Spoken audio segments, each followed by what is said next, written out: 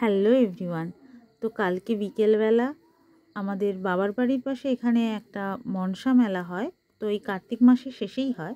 তো মা বলল চল বিকালে একটু ঠাকুর প্রণাম মানে মেলা দেখে আসি এবং ঠাকুর প্রণাম করে আসি। তো মার ইচ্ছে ছিল বলে মাকে নিয়েই বেরিয়ে পড়েছিলাম বিকেলবেলা তো মনসা মেলা দেখতে। আর ওখানে প্রচুর মনসা ঠাকুর হয়, সবাই মানসিক করে একে একে করে ঠাকুর দেয়। এটা হচ্ছে মেন মন্দির। তো মেন মন্দিরে মা খুব জাগ্রত। আর এখানে এত ভিড় দেখতেই পাচ্ছ। এখানে ক্ষীরভোগের হাঁড়ি দেওয়া হয় আর যাদের মানসিক থাকে প্রত্যেকে ঠাকুর দেয় আলাদা আলাদাভাবে।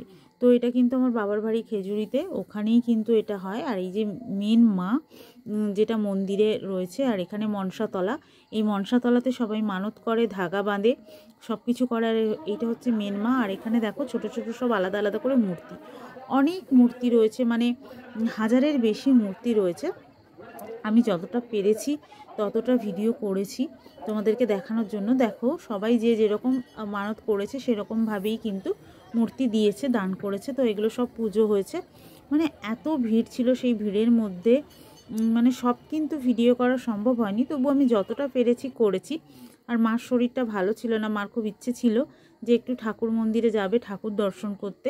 তো সেই জন্যই মাকে নিয়ে বেরিয়ে পড়েছিলাম। তখন প্রায় বিকেল 5টার সময় আমরা এসেছি। দেখো কত ভিড় আর কত ঠাকুর, মানে এই লাইন ওই লাইন শেষই করতে পারছিলাম না। এদিকে মানে বড় ছোট মিলিয়ে অনেক অনেক ঠাকুর, তোমরা দেখে বুঝতেই পারছো যে এই লাইন ওই লাইন করে দেওয়া আছে। তো এখানে দেখো ক্ষীরভোগের হাঁড়ি লাইন করে দেওয়া আছে, যারা মানত করেছে তারা ক্ষীরভোগ দিচ্ছে। তো এখনও পর্যন্ত ক্ষীরভোগ মানে যারা দিয়েছে সকাল থেকে এসছে, কখন যাবে তার কোনো ঠিক নেই। দেখো লাইন করে ক্ষীরভোগের হাঁড়ি, কিন্তু যাদের হাঁড়ি আগে যারা দিয়েছে তাদের আগে হচ্ছে, তারা দাখিল হয়ে গেলে মায়ের কাছে তারা নিয়ে চলে যাবে। মানে সারা রাত, মানে রাত্রি 11টা-12টা অবধি এটা হতেই থাকে, সকাল থেকে আসে সবাই। তো আজকে আমার জেঠুর বাড়ি থেকেই কিন্তু জেঠুর মেয়ের মানত ছিল, তো ওরা ক্ষীরভোগ দিতে এসেছিলো।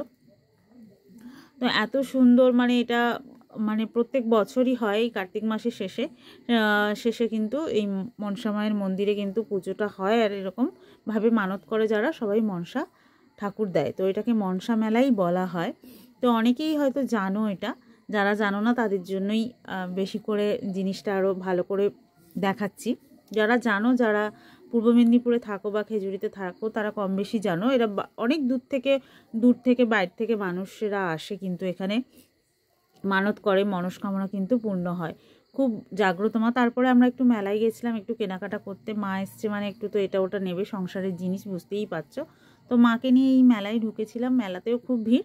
তারপরে বাড়ি